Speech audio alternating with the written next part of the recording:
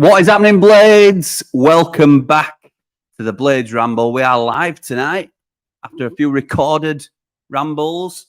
Let me know what you're thinking at Daily Rambles. Don't get me wrong, I am putting a shift in, if not else. But if it's not what you're after, that's absolutely fine. We've gained a lot of subscribers, which is great. We've also just lost a couple. I don't know what I've done to offend people, but anyway, all the support is very much appreciated as usual. What I'm going to ask is that you start sharing what you know about the Ramble and sort of, have you tried this? Let's get the word out as best we can to try and reach that goal of 5K before Christmas Day. We're double figures away from 3K, but that still means we've got a big mountain to climb to make sure we get to that 5K target. I know we can do it. The trajectory is right, but it's still a massive ask. So I'm going to need all your support in getting us over the line and spreading the word and doing what we can. If anybody's got access to Bramall Lane before a match day, if you want to print off some subscribe to the Ramble papers and put them on alt seats, 30,000 will do. That'd be great, thanks. But anyway, so tonight we've got our topic that we're going to talk about, which I think is really interesting as well. And there's a couple of points why I've wanted to talk about it tonight. But before, I'd scheduled this already, and there were just some interesting news that came out about Anel tonight or earlier today, that the Bosnia national team are making out like he hadn't turned up for training and he's or refused to travel or whatever it might be. And they've heard like that he may be injured. So that's obviously sent our fan base into a bit of a panic. And basically what's happened is, and Anel's released his own statement tonight to say, look, I've got a minor injury and to my hamstring. And I think staying in Sheffield is the best solution for that at the moment. And I want to, get back on the pitch as soon as possible. So I wish my teammates well. He sort of sent a bit of a kick back to him, saying, I think we all understand the issues with our national team at the moment. I don't propose to know what he's talking about with that. Look, for me, I don't know Bosnia's national team at all, but I can tell you now, Anel will be, if not the best, certainly one of the best players in that side. It won't stay suspended for long. But it's all just blown out a little bit of proportion, I think, by the sound of it. But tonight, so hopefully, what my point is, hopefully he's not out long term, and it's more of a precaution that he's missed that squad. But tonight, I mean, there were a little bit of chat in the Ramblers group chat earlier, and this sort of sparked me thinking about this. So thank you to those that were talking about it. Hecky is still, for some reason, second favourite to get the sack. And I just think people clearly don't know the club. We could finish rock bottom and I don't think Hecky's getting sacked. Listen, he might. I don't want to sort of second guess the club or the Prince or whatever might happen, because we have invested in the team to a degree. And I can already see some tasty comments in the chat, which I'll come to. But I just think it's a little bit like when we first came up to the Prem and everybody were writing us off before we even kicked a ball. And now you look at us on paper and you see that 1 point from a possible 12, it's a poor start, and it is. But there's reasons for that, whether we like it or not, or whether we agree with it or not. There's reasons for it, and we have definitely got better every game. And I think now we have a really good chance of staying in this division. I think we're better than at least 3 teams down there. So I'm interested to think, or interested to hear really, and sort of get an open discussion going with you guys as to, why do you think we've been written off? Do you think it's justified? Do you think it's probably a bit of lazy journalism where they don't do the research and they don't really know about us?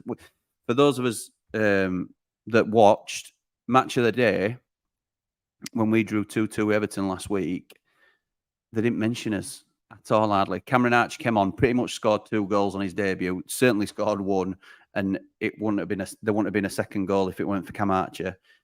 His name weren't mentioned in the post-match. It were all about Everton and Dyche, and it's big club snobbery, but does that help us? Does that help us as a side? Does that sort of make us stronger in terms of us against the world? I always think we're better as the underdogs. We found we weren't in the Championship last year. We were big favourites most games, and we coped to it well. Obviously, we finished second. But you can't tell me Burnley are a better side than us at the minute, because I know they finished above us, but I don't see out that Burnley team. That I think we've got a better squad. think we've got a better squad than Luton. The signings of Hamer, Archer, Vinny Souza, massive upgrades. Luke Thomas even. So yeah, I'm positive going forward, but I was really keen tonight to hear your thoughts. And Phil starts us off. I think with the new Millwall, nobody likes us. We don't care. No one likes us. We don't care. We are Millwall. Yeah, but I'm not bothered if nobody likes us. Like, to be fair, we've never really had that tag, I don't think, personally. We've got clubs that don't like us, but I always think of us as a family club.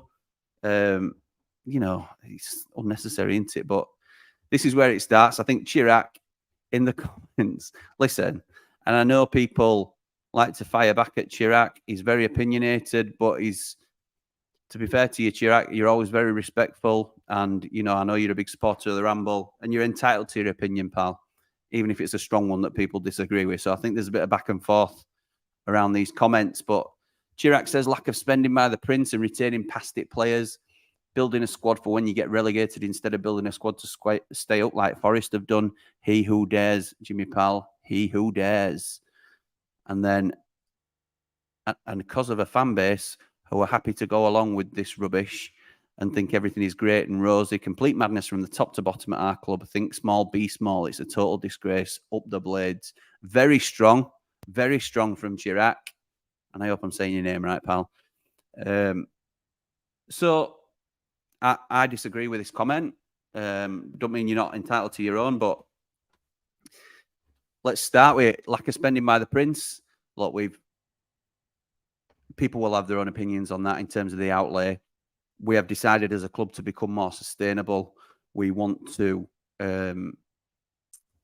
utilize the money that we get into the club now and survive off that. So we've utilized a lot of the Premier League money to clear existing debts and outstanding problems that we had, unfortunately, by hanging on to the squad of Premier League players to get us back into the Premier League. That obviously left us in a lot of financial difficulty. We also now have a positive net spend. Yes, we sold Illiman and Sander for around 35 million combined, but we spent 10 on Vinny. We spent 15 on Gus. We spent nearly 20 on Cameron Archer. The spend now not massively, but outweighs the income. So that's the way we've chosen to do it. You don't get a massive win. People say on promotion to the Premier League, it's like 170 million quid. Well, that's right, but that includes payments over the next 3 years. So it's 170 over those 3 years, including parachute payments.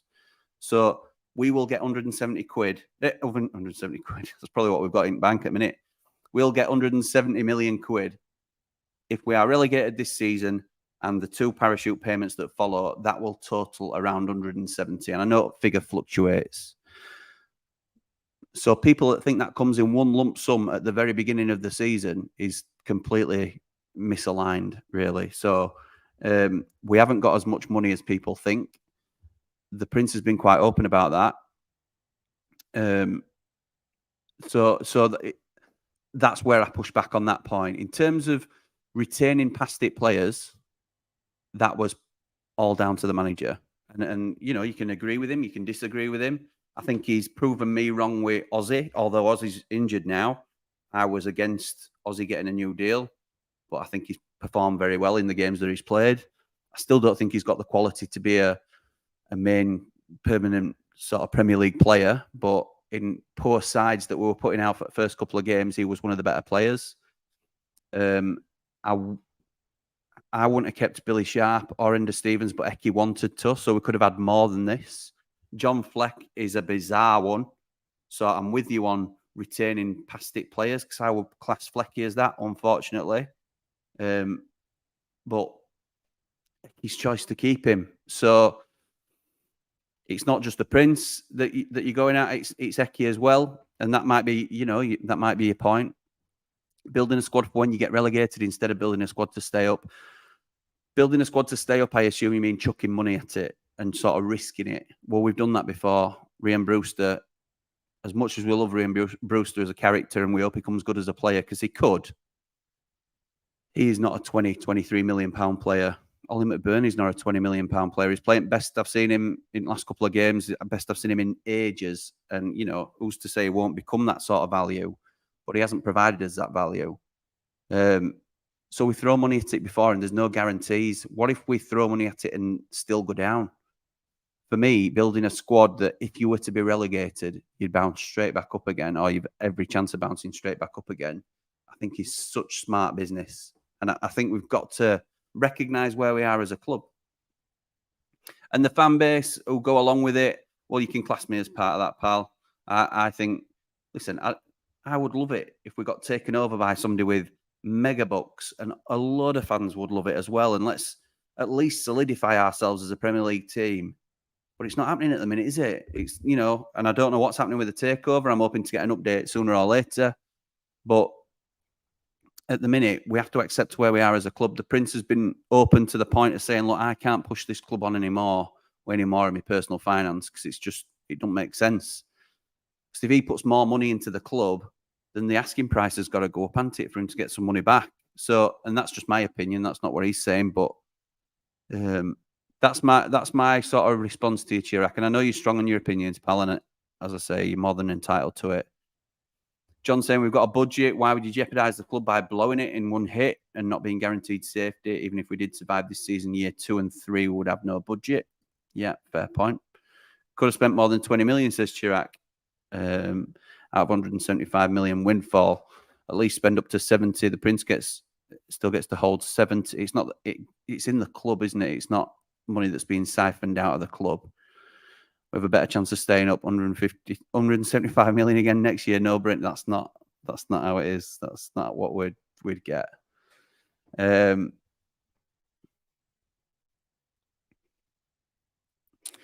Rob, I'm not going to say that, Rob, because we're not going to be insulting each other. It's like being a deep sea diver. You're given the oxygen tank without any oxygen in the tank and still praise the man who handed you the oxygen tank. It's a funny way of phrasing it. Anyway, Phil lightens the mood by saying, we got a hammer in the morning, a hammer in the evening, all over this land. A hammer out. He'll hammer out danger. He'll hammer out a warning. He'll hammer in goals and assists all over this land. Sorry, I've completely butchered that, Phil, but I'm no singer, mate. So fair play to you for doing that. Cameron Archer, he's the boy. Do you think our players do it for free, Chirac? Have a guess how much the total promotion bonuses were before any new players were signed. And then he goes on to say 10 million. Wage bill from last season will probably triple. You think it's funny, but you don't really know what you're talking about. Listen, let's not get abusive to each other. And I know we're all, you know, it's a friendly community. Oh, my goodness. McAtee's wages alone will be 5 million plus. Do you think he's on 100k a week, McAtee?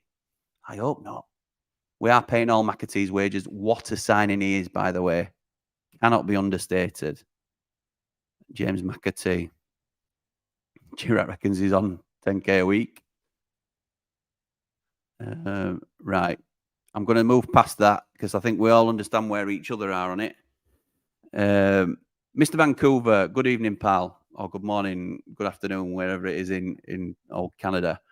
I think it's pretty obvious a lack of money is the main point, but they don't understand our objectives. And really good young talent with the potential for stability in the Premier League. Yeah, I agree. It's a tricky one, isn't it? And you're always going to have to. We're having to shop abroad in unproven talents, and you look at the 3 that we brought in. Slimani looked okay, but has got injured. I think he'll be on the periphery. I think he'll sort of come off the bench now because our midfield's going to be really strong. Traore looks like he's got potential to me, but doesn't look ready. And Larouci, I think you're all fully aware of how I feel about young Larouci. Oh, my word, it's all Chirac. It's the Chirac show. I appreciate that everyone has an opinion, says Nick. But surely, Chirac, you must have some positive thoughts about the Blades. Let's get fully behind the lads this year. It's going to be a tough one. It is. Chirac says he does have positive thoughts. They're just outnumbered by the negative ones. Sounds like it. John says he'll take being written off. It's always been that way and wouldn't want it any other way. I think we're best, like I say, as underdogs. I really do. So, and Steve says, all that talk about Eki starting aggressive in the transfer market, well, that was rubbish. No Trafford, no Cody, no Doyle, no Palmer. That's why we got wrote off, missing out on big deals. Well, I could go through them, to be honest. Trafford, we're not getting nowhere near 19 million. It were rumoured initially at about 6, and I'd have been all over that. But we're not paying 19 million for a goalkeeper when we've got Wes who is trusted, rightly or wrongly. Connor Cody, I'd have signed Connor Cody. He's on big money, but I'd have signed Connor Cody. Particularly, it looks like he'd be a decent replacement for Egan at minute, which is another conversation potentially for another day. But Tommy Doyle, I've been through this a few times in terms of we chose not to go for Tommy. It'd have come. We chose McAtee over him essentially, which I'm happy with. And Palmer weren't going to come to us as soon as big boys were sniffing around him. It were going to be delayed anyway. And as soon as he became available, it were going to be Brighton who would have been more attractive to us anyway, being in Europe. But Chelsea just blew us out of the water, 45 mil. Well done, Nick, for killing a ginormous spider with the TV remote. And Phil just saying Palmer was 40 million plus, never going to happen. Yeah, that just killed it for us, didn't it? Listen, we were in the conversation for Cole Palmer when he were alone. We wanted him. We were talking to City about him. And I think, he'd have been a better signing potentially than McAtee. And that's up for debate as well. But as soon as Chelsea offered the big money, Nick says, I may sound like I have no ambition, but I'll take 4th from bottom and celebrate like we've won the league. So will I, pal. So will I. More so now due to the deal that we've got with Cameron Archer. And I think the fact that he will leave us if we're relegated has to, it's written in, whether he falls in love with the club over the next 12 months, it's written in that he will leave us. I think that alone, because you can see what an impact he has on the team. Him and Hamer, I think, are just absolute superstars.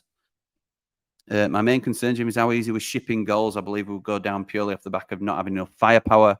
I'd like to see Thomas and Trusty in for Spurs, some fresh young legs. Love that. Love that. I'll be celebrating with you, Nick. Yeah, absolutely 4th from bottom. We're all for it, aren't we, lads and lasses? And it's achievable, says Phil. I agree. I think it's achievable too. Only question is what's going off with Trusty. Not sure why he hasn't had more minutes.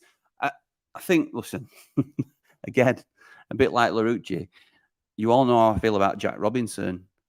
I still think Jack Robinson's got a big mistake in him.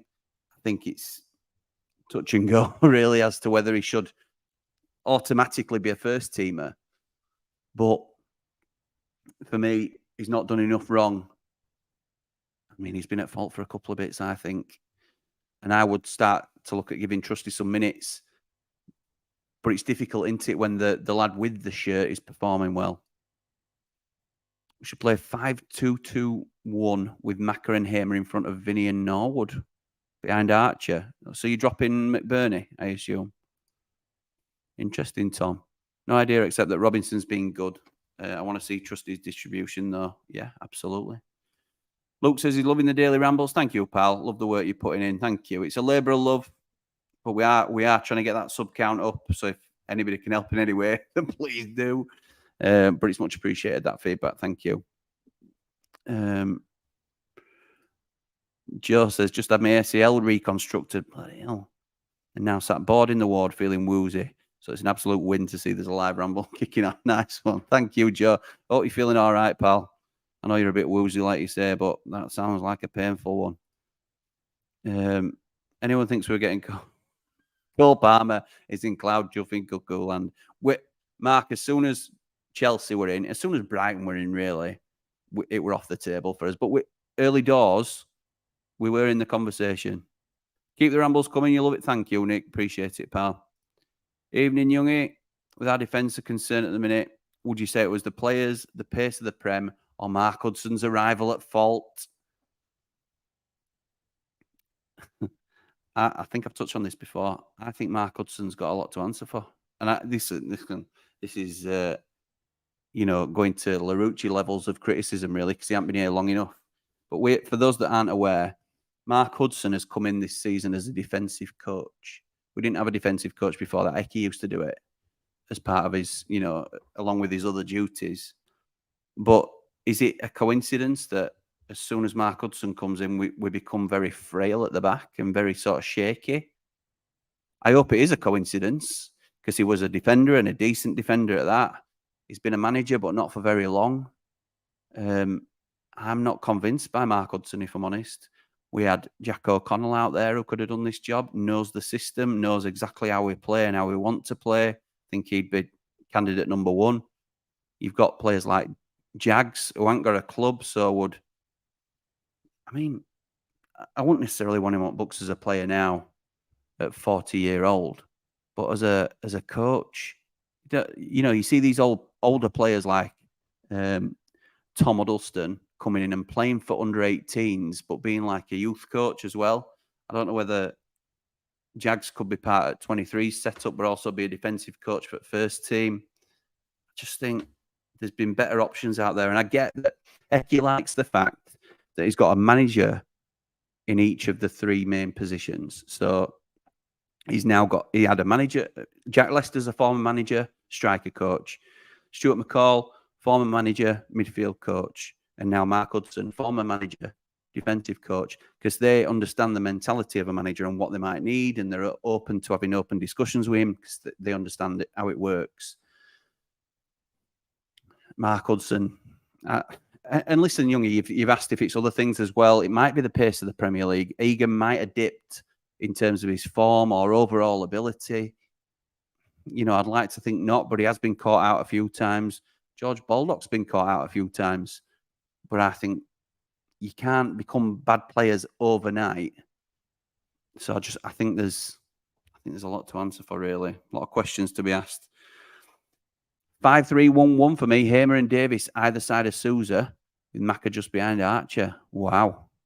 I'm not sure about dropping McBurney, to be honest. My highlight of the day when Jimmy's like, "Oh, thank you, Joe Pal. Talk rubbish are lazy journalists who don't know full stories. For example, Burnley are going to be comfy this year and they've been found out. Burnley are rubbish. I'm sorry, I'm saying it out loud. And they may finish above us. I'm not saying we're not. But everybody making out like Burnley are all that. Pull the other one."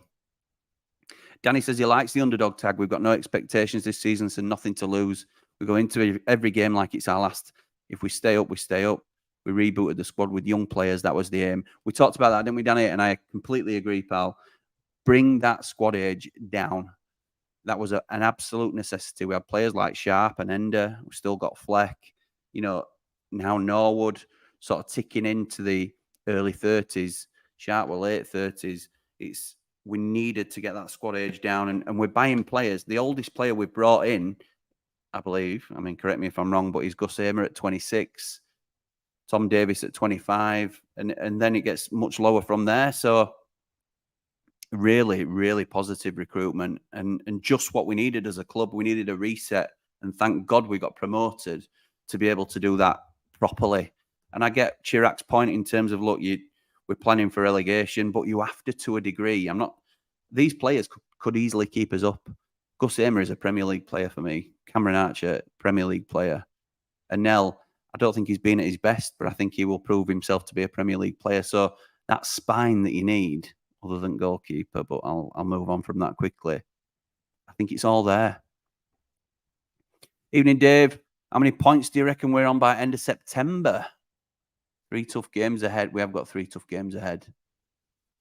So we're on a point, aren't we? So I reckon if we can be on, we've got Spurs away, Newcastle at home, and then who's after that? So Spurs away is going to be tough, but I think against bigger sides, we can, and it's West Ham away, isn't it? I'd love to think we could turn West Ham over. Listen, if we come out with 5 points out of that, and we end up on obviously 6 by end of September, I think we've got to be happy with that. Tough fixtures coming up, but we need to claw back some points from the easier games that we missed points out on. So if that makes sense. So the more difficult games have to be won.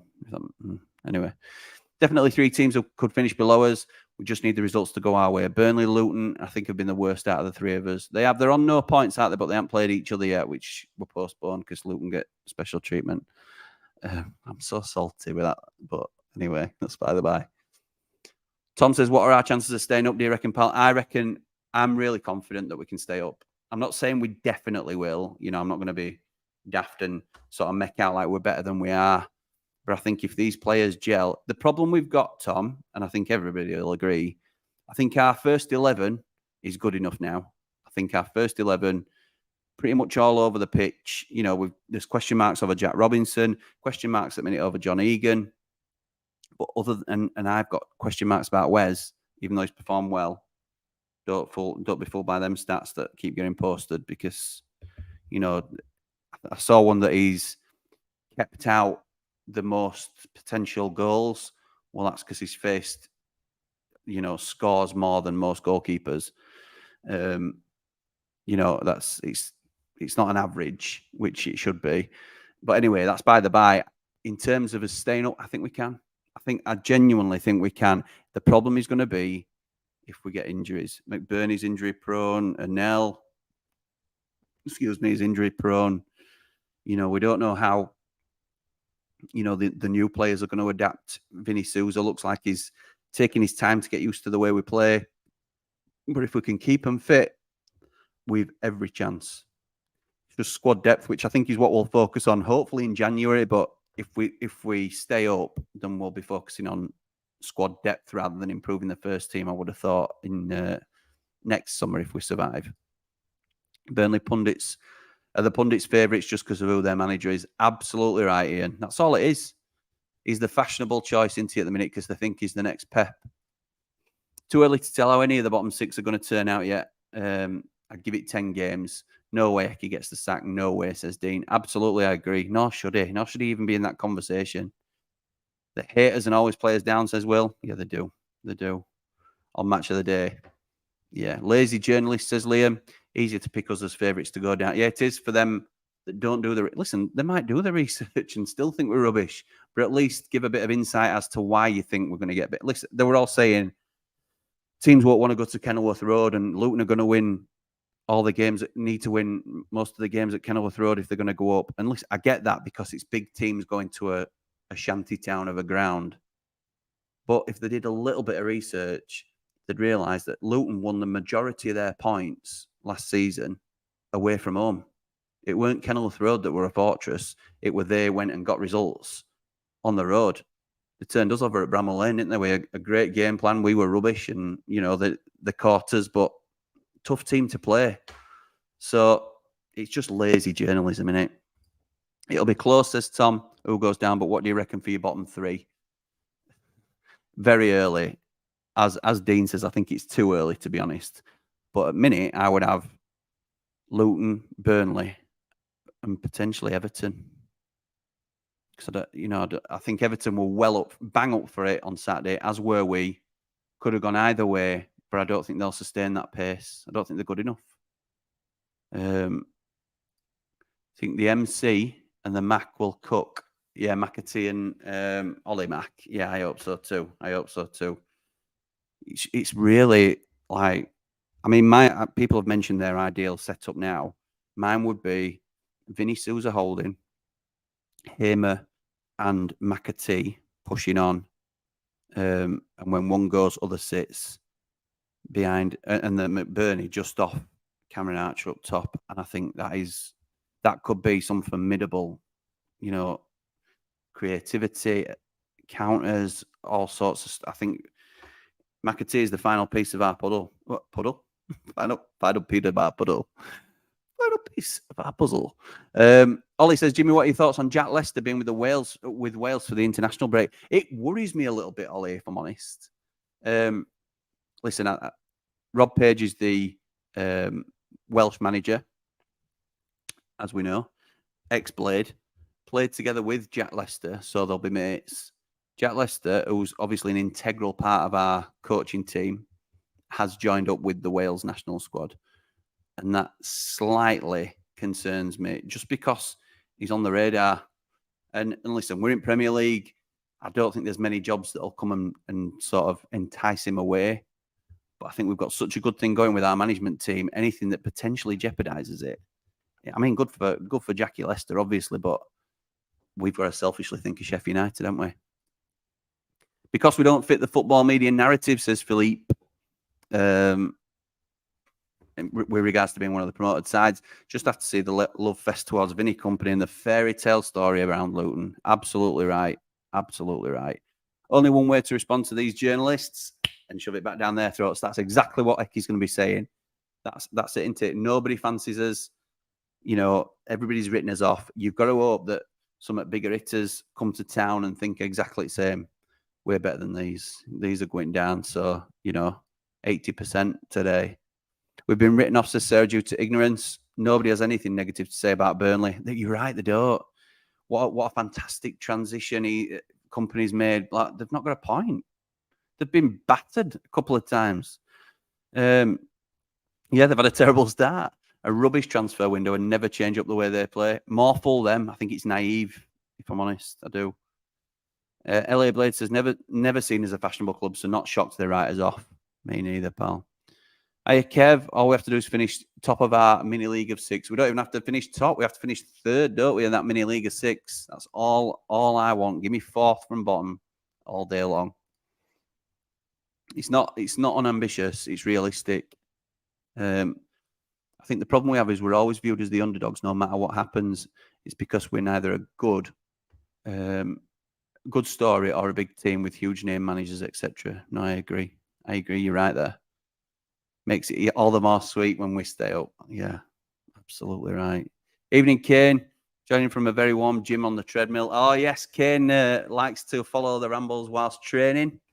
So fair play to you, Kane. I'll try and go on for another hour tonight just to make sure you get a proper workout in. Jokes. The club's on a safe financial footing now, but I think we've gone too much on the safe side. Yeah, I can see that argument. Not spent a bit more to give us a chance of staying up and get another 180 million Premier League. It's not going to be that much, as I've said, but I agree we have gone on the safe side a little bit and maybe too safe. But we also have to look at everybody involved for that.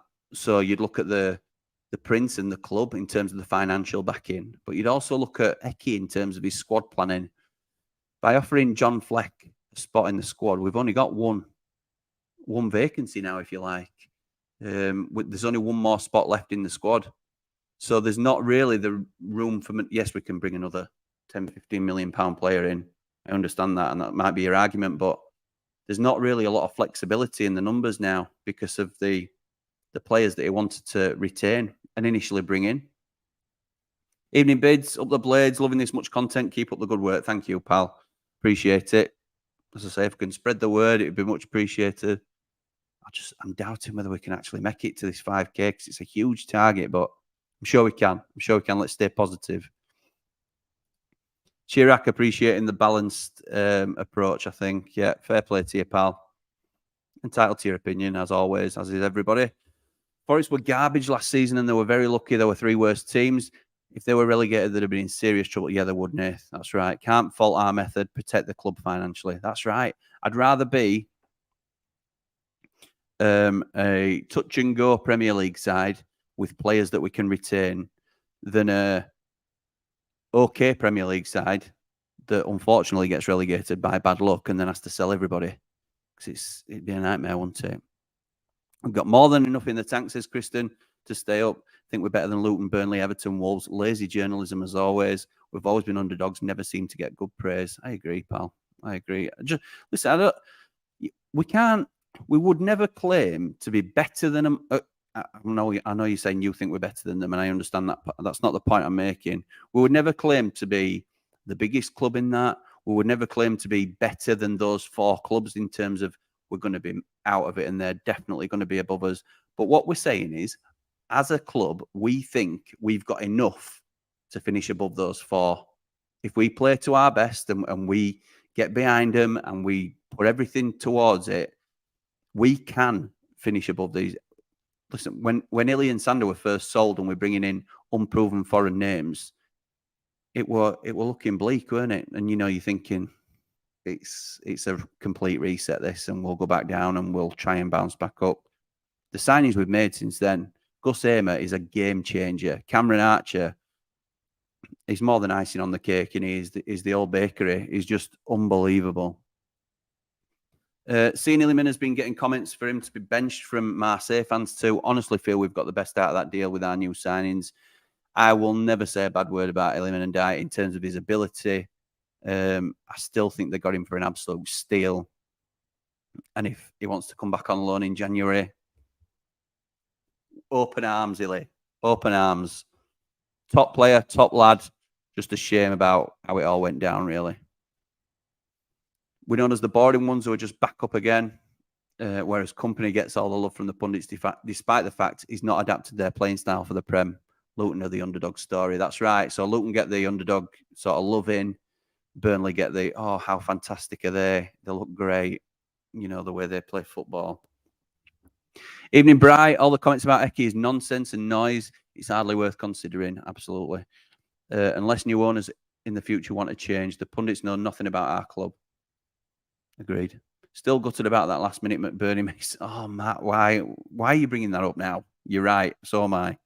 Imagine if it went in, Lane would have been rocking. It would. These are fine margins, aren't they? Absolutely fine margins. Is Brewster ready yet? I think he would be great with Archer up front. I'm hearing good progress things about Brewster.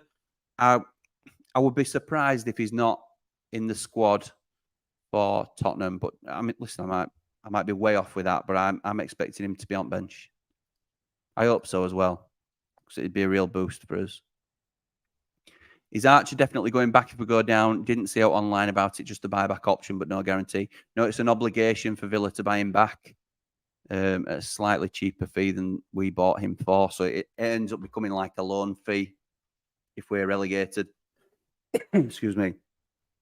But if we stay up, it's an option for them to buy. They retain an option to buy, but at a much higher rate. So they've had a lot of control in that deal. And looking at him, you can see why. I think he'll end up back there, if I'm honest. I don't like to think about it, but hopefully we just end up better off out of the deal financially. Be careful. Need to be careful with Brewster. Don't want to rush him back with it being a hamstring. Absolutely right. More rambles, the better, Jimmy, says Chris. Thank you, pal. Appreciate it. Shrewd move by Hecky, bringing in Luke Thomas on loan. His Premier League experience will be vital on that defensive left side of our team. I think that's shrewd is the absolute best word for it. It's a really clever piece of business. And I'm excited to see him come into the team. But again, and when Reece is back, that gives us a little bit more solidity, doesn't it? But at the moment, Luke Thomas has got to be it. But I wouldn't fancy Larouci coming in for him. You know, if he were to go down injured or anything, it's that first 11 that we need to protect at all times, because that gives us the best possible chance. The squad isn't deep enough to have the quality underneath. Only one way it'll happen if new owner wants to change end of up the blades. Absolutely right. Ashley says, would have written us off 4 weeks ago against Palace, but we've made huge strides since then. Completely agree, Ash. Sod the lazy media and pundits. For them, it's all about the top six. Completely agree. Completely agree. He's Brazilian. He plays for the Blades with John Egan. He only costs 15 million. Gustavo Hamer. Yeah, definitely sing it against Burnley to remind Sander we've got Big Gus. Big Gus. Don't agree with some of the comments tonight. Can't chuck money at the squad. What if we do go down? We'll be in a financial mess again. That's the side I fall on, Kristen. But people are entitled to their opinion. You know, it's one of them. One of them, isn't it? Jerry, I'm not hopeful, unfortunately. We couldn't get them. Stop, we need Cody. I don't know if I might be just behind there, Jez. Would love to hear thoughts on Wes so far this season. Would you still be looking at a keeper maybe in January? Kane, are you trying to make a villain out of me here or what? Because I can't lose any more subs. We're trying to grow. But I am not a massive Wes. Listen, I think Wes is okay. You know, he's in goal for us now and he's done an okay job this season. But okay for me isn't good enough in the Premier League. You know, I'm even questioning my boy John Egan. I've always been a massive John Egan fan, but nobody is adverse to criticism. And like with Wes, well, the thing is, he's 32, which isn't old for a keeper, really. But we have to start thinking about succession planning as a club.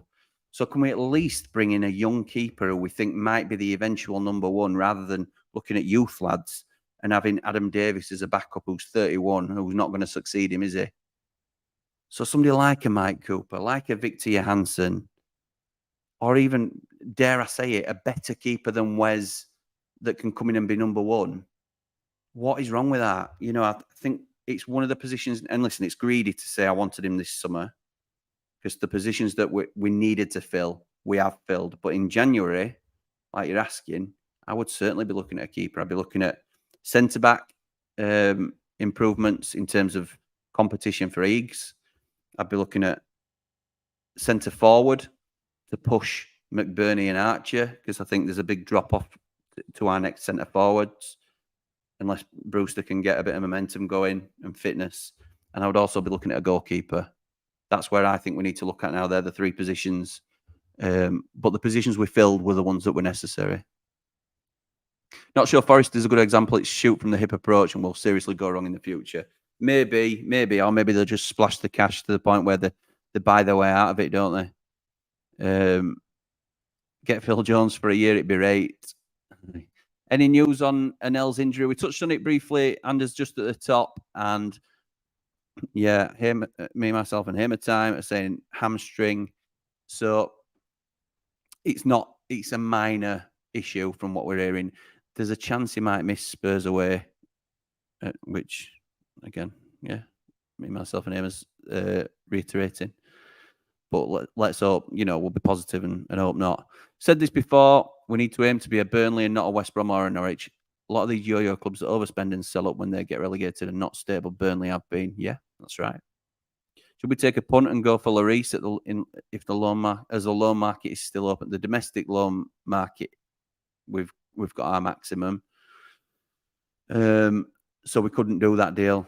It's the free agents that we need to look at now, and there aren't any. As we talked about in that previous video, there's not really a lot of quality about. I've seen this significantly more than I talked about. I just picked out some random ones, but just to get people's opinion. But I'm not keen on the quality. It'll be January now, I think. Jez says Robbo needs to be dropped. He has started making a couple of low-key errors. So a little bit more whispering about that. How far is Jebbo off being fit? Any news? I heard he were out for 3 months. And that were 2-3 weeks ago. But then somebody posted in the WhatsApp group that he was on the pitch, or he'd posted something on Instagram that he had the balls out and ready to play. So hopefully he's on a quicker recovery trail than we thought. Southampton last season got over 100 million for finishing bottom, and they got the parachute payments on top of that. It's ridiculous money, isn't it? Absolutely ridiculous money. Our approach this season is bang on, says Will. The finished article where McAtee comes into the fold. Absolutely right. I think it will come down to the last day of the season we stay up on goal difference. I don't think my ticker will be up for that, to be honest. L-Dog confirmed with Darren that Archer stays if we get relegated in the second season, even more of a reason to stay up if we stayed up, cleared the dead weight, i.e. Flecky and us, and then went down. Yeah, so what L-Dog's saying there is, if we're relegated this season, there's still an obligation for Villa to buy Archer. But what Darren Smith said to L-Dog is that if we are relegated next season, if we stay up this year and we're relegated next season, there's no immediate buyback option for Villa. I didn't know that was the case, but Darren's saying to L-Dog that it is. Hey, Russ, until we get sold, it's got to be this way. If we go down, we come back stronger. Personally, I think we've got some great signings that are in the building for the future. Absolutely right. Absolutely right. Another quality pod, Jim. Thanks, Dub. But close that window. Spiders will be all over the place. That'd be right. It's red hot. This is the best pound-for-pound team overall squad depth I've seen on paper in my 34 years supporting the club. If we can keep the majority of this team, if we get relegated, we'll walk it next year. Yeah, that's the thing, Rifat. I mean, we'll have to replace Archer, which is going to be a huge blow. I don't think... I know what you're saying in terms of I think the balance of the squad is really good. The team, sorry. The squad depth still concerns me a little bit. Very likely to see more trusted after the international break as USA are playing a couple of games. I think Eki wants to get those games out of the way. Anne says, apparently Palmer only got rid of because he told Pep he wanted game time, so Pep wanted him gone. Nobody dictates to Pep. Yeah, that's true. That's true. He's the best going, isn't he? We have a squad that's more than capable of finishing mid-table if the poor defending is addressed and stopped. Yeah. So do you think that's Hudson? Do you think that's Mark Hudson that we have to look at? Or just individual players? And Kev, fair play, mate. Can't believe you're blaming Mark Hudson. We've just started playing against world-class players. World-class. Listen, Haaland's world-class. But Crystal Palace, world-class players. Forest, world-class players at top of pitch. Everton hadn't scored a goal before they rocked up to Bramall Lane. I know what you're saying, and again, you're entitled to that. Living Huddersfield, I've been trying to get town fans to subscribe to Ramble. Top man. Burger is like a lamppost at Burnley. We have definitely got the better deal. Been a long day. Feel a bit woozy here, but still loving the vids. Cheers, Matt. Thank you, mate. We're giving away silly goals against the world-class players. Not the defending has been poor. Yeah, the defending has been poor. No chance we can drop McBurney. He's playing well, and Archer can play off him. Like for the first goal, absolutely. I thought they played really well together. Defending's been poor, especially at the back stick. Yes, it has, Sarah. Absolutely right. Just going to start speeding up a bit because we've been going for a while, haven't we? Sarah laughing at Jez. Living Huddersfield, not easy to get town fans to subscribe to their own. I understand that, pal. I understand that. Appreciate the effort. You'd think it were easy given the football they watch week in, week out. Nice. Age and niggling injuries are affecting both Egan and Baldock. I don't like to think like that, Rob, but I'm not saying you're wrong. They can't be on way down, surely. George Baldock's an absolute beast. How many points do you think we'll need to stay up? I have a feeling this season it could be lower than... I agree, Paul. I think it is a low total this year. I think maybe 35, 36. It's usually around 38 to 40, isn't it? But I think I think the majority of the league are very strong. And then I think there's a pocket of about 6 teams that includes us that could go down. Evening, Rich. Very lazy journalists. Let's look at it. Luton underdog story. Burnley is the attractive side because of company. I hope Becky has all these clipped out and put on the wall. Absolutely right. Apart from Archer, as he's been there for one game and made an obvious impact, who's been your standout so far? Anyone who's surprised you so far?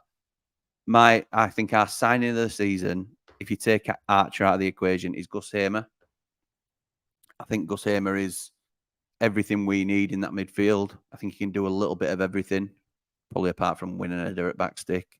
But to be fair, I haven't seen him try. And I think a pleasant surprise has been Vinny Souza. Vinny Souza coming into the side. Listen, we knew we were going to bring something different.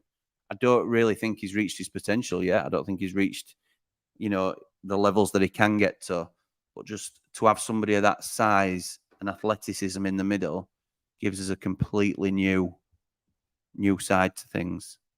Brick Cycle says, evening, Jimmy. I think the club have been sensible with the finances. They have to be. Forest will probably have problems with financial fair play in the next couple of years. Hope so. Protecting the club is essential. Well said, Craig. Completely agree, pal.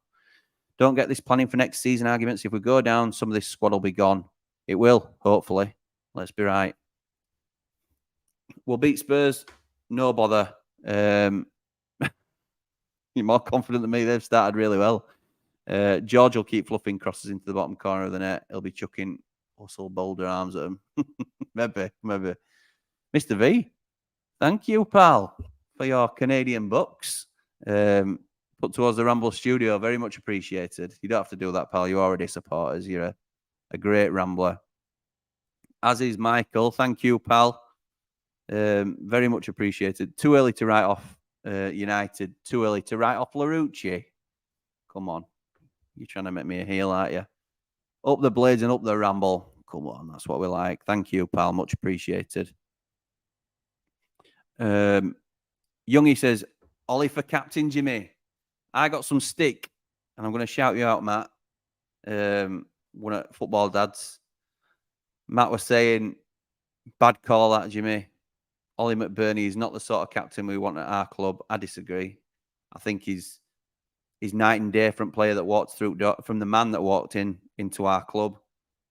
He's always been a bit of a Jack the lad, always been a bit of a boy, and obviously he's had his problems off the pitch. But I think he's great for our club. And I think he's played really well as well, which is the most important thing.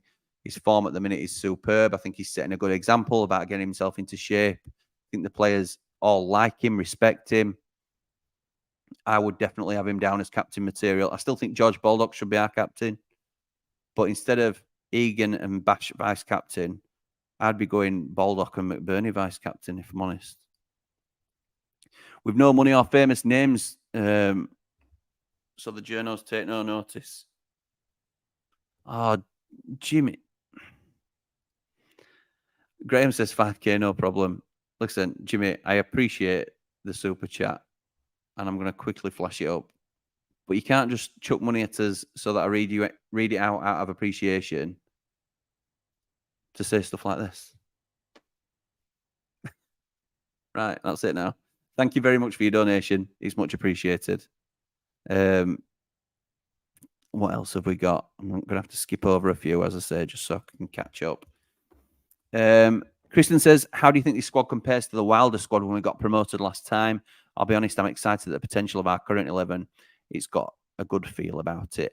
I think the only places we're weaker is goalkeeper. I think Dean Henderson beats Wes. I think Jack O'Connell beats Robinson, Trusty, whoever else you want to name. I think that version of Ender Stevens beats Thomas, RND even. I think they were all quality. But that's about it. That's about it, really. I think this squad is stronger, but as I said on the last live, I think the league's a lot stronger now as well. So just because we've leveled up, other clubs have massively leveled up too. So get Fleck and Aussie out in January and try and buy Tommy out of that stupid loan to buy. New keeper and another striker for me. I'd be ditching Lowe and Larucci in January too. Not against that. Not against that at all, pal. Do you think Arch would be the only one gone if we went down? No, probably not. I think the Sharks will circle. You've seen it with teams like Southampton and Leicester where they come for your best players. I think Nell might go. The worry for me is that Gus Amer goes because I think he's the linchpin to holding everything together. I really do think he's a superb signing. I think Vinny Souza goes as well. I'm not sure, and I might be massively unfairly judging him there, but I think some of the foreign lads have come to play in the Premier League. They've not come to play for Sheffield United, and that don't mean they won't love playing for the club or fall in love with the club, but they've come to play in the Prem. So your more expensive players from abroad, like Vinny Souza, we might keep Benny Traore. And he might thrive a bit more in the Championship, but in terms of your bigger name players, I think they'll be on their way. So I think that is about us. I know there's more comments, and I'm sorry that I can't get to everybody's, but I have to at some point. Just skip through everybody, or we'll be here all night. So I really appreciate everybody's commenting. Just to finish off with, and Defo Ollie for captain, very good at putting his arm around players. And I think he's matured as a person as well. And you can tell in his interviews that he's come on an awful lot. And yeah, it's good to see. It's good to see. And he's becoming very popular with the Blades fans now. Even Andy the Blade is turning around on him a little bit. So, and that is not easy to do, believe me. So thanks again for all your support. Really appreciate it. If you want to become a Rambler, a member, you're more than welcome. It's $2.99. All the details are in the description. But the biggest thing you can do to support us is subscribe. I think still almost 50% of people that watch these videos are not subscribed. And if you did, we'd hit our target. So any support you can offer is much appreciated. If you can spread the word, Blades men, Blades women, Blades legends, then it would be very much appreciated. But for now, come on, you red and white wizards. Up the Blades.